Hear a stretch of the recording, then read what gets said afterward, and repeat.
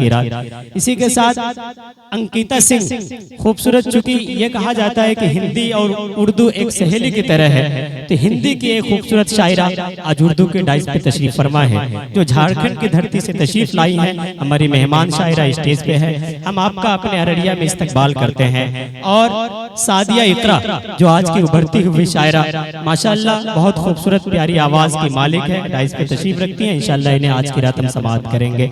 इसी के साथ साथ शम्स तबरेज़ सालेपुरी कटिहार के रहने वाले खूबसूरत शायर, जो इस वक्त हिंदुस्तान में सीमांचल का नाम रोशन कर रहा है, वो भी हमारे डाइस पे तशरीफ फरमा है। इंशाअल्लाह आज की रात उसे हम समाअत करेंगे। और अब्दुल बारी ज़ख्मी साहब, जिन्हें आप हमेशा सुनते आए हैं, मैं जब भी देखता हूँ कि जब वो कभी माइक पे होते हैं तो यकीनन पिंडाल में अलग सा तड़का लग जाता है। वो भी माइक पे डाइस पे तशरीफ फरमा है। इंशाअल्लाह कुछ ही देर में हम भाईजान को समाअत करेंगे।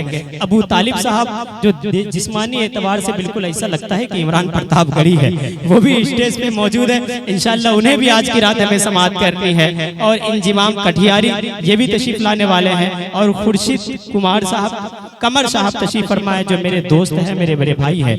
इंशाअल्लाह उन्हें आज की रात हम समाअत करेंगे। और अरशद अनवर अली साहब मेरे भाईजान उधर बैठे हुए हैं, अगर आप स्टेज पे आते तो अच्छा लगता। इंशाअल्लाह आज की रात उन्हें भी समाअत करनी है।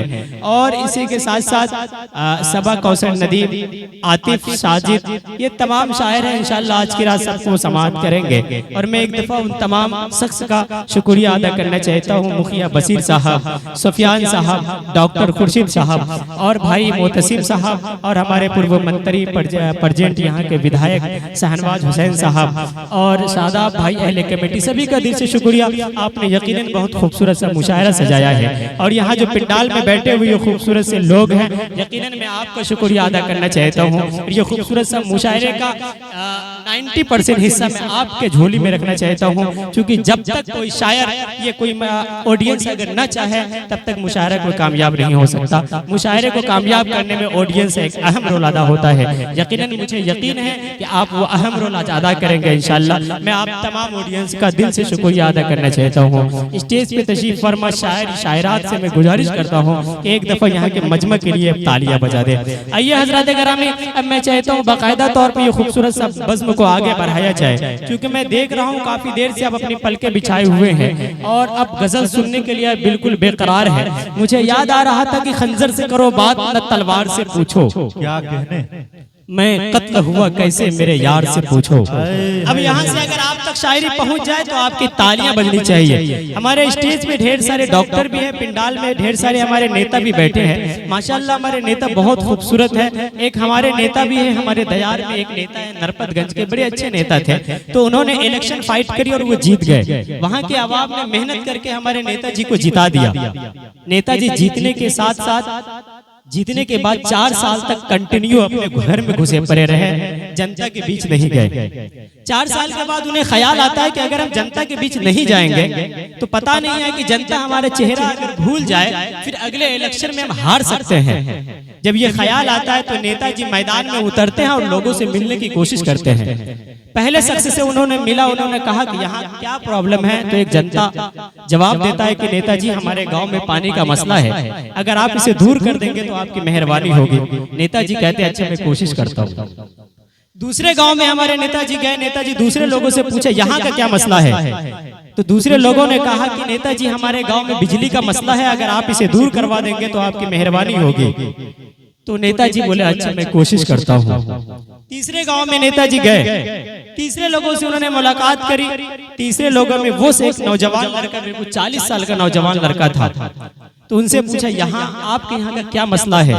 नौजवान लड़का कहता है नेताजी हम 40 साल के हैं और हमारी शादी को 20 साल हो चुकी है, अभी तक बच्चा नहीं हुआ है। नेताजी बोलते हैं अच्छा मैं ट्राई करता हूँ। हाँ, तो ऐसे भी है माशाअल्लाह। आपको लगनी चाहिए कभी कभी कि जब आपको लगनी चाहिए कि नहीं, अब तालियां बजानी चाहिए, आपको लगनी चाहिए कि अब थोड़ी सी मुस्कान भी दिखानी, तो दिखाते रहिए, तालियां वालियां बजाते रहिए, अच्छा लगता है।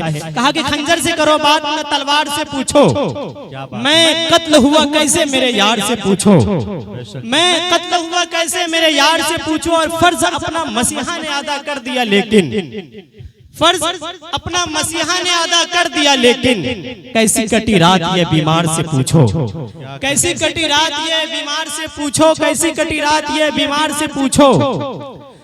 और कुछ भूल हुई है तो सजा भी कोई होगी, कुछ भूल हुई है तो सजा भी कोई होगी। मैं सब कुछ बता दूंगा जरा प्यार से पूछो, मैं सब कुछ बता दूंगा जरा प्यार से पूछो। ये शेर पे वही शख्स तालियां बजाए जो बिल्कुल बूढ़े तबका है, नौजवान तबका बिल्कुल खामोश है। आपकी भी तालियां वालियां मुझ तक पहुंचनी चाहिए। हाँ, आपकी भी तालियां, वरना आपके लिए भी मेरे पास बहुत सारे मटेरियल है अल्हम्दुलिल्लाह। मुझे याद आता है कि तितलियों को करके अपना हम सफर ले जाएगा, तितलियों को करके अपना हम सफर ले जाएगा, हुस्न की मलिकाओं को इंजीनियर ले जाएगा। क्या कहने भाई, वाह। हुस्न की मलिकाओं को इंजीनियर ले जाएगा। और एक खूबसूरत एक लड़की और है इस गांव में, खूबसूरत एक लड़की और है इस गांव में, देखना उसको कोई डॉक्टर ले जाएगा।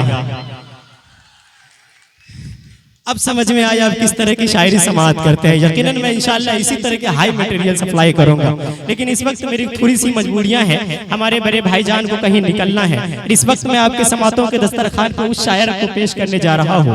मैं उनका तारुफ करवाऊं, उनसे कबल मुझे एक शेर याद आता है, मैं शेर पढ़ूं। शेर से आपको अंदाजा हो जाएगा कि कौन शायर आपकी खिदमत में इस वक्त हाजिर होने वाले हैं। किन्हीं शायर ने कहा था कि जिसने मेरा निकाह कराया परी के साथ, बेगम हो गई फरार उसी मौलवी के साथ। क्या कहने, जिसने मेरा निकाह कराया परी के साथ, बेगम हो गई फरार उसी मौलवी के साथ। मैंने भी मारा दाव की मौलवी भी हुआ चित, मैं उसकी बीबी के साथ, वो मेरी बीबी के साथ। हजरत गरामी ये शायरी का सिलसिला जब और आगे बढ़ा तो किसी शायर ने कुछ इस अंदाज में भी शायरी कहा कि शाम से बच्चा भूखा है दूध पीता ही नहीं, शाम से बच्चा भूखा है दूध पीता ही नहीं। बेगम बोली कोशिश कीजिए कुछ आप भी। मैंने कहा कि देखो परेशान हो न तुम, दूध तो ये भी पिएगा और इसका बाप भी। हजरत गरामी जब शायरी का सिलसिला और आगे बढ़ी तो किसी शायर ने कुछ इस अंदाज में भी शायरी कहा कि जिनके आंखों में शरारत थी वो महबूबा थी, ये जो मजबूर सी औरत है घरवाली है।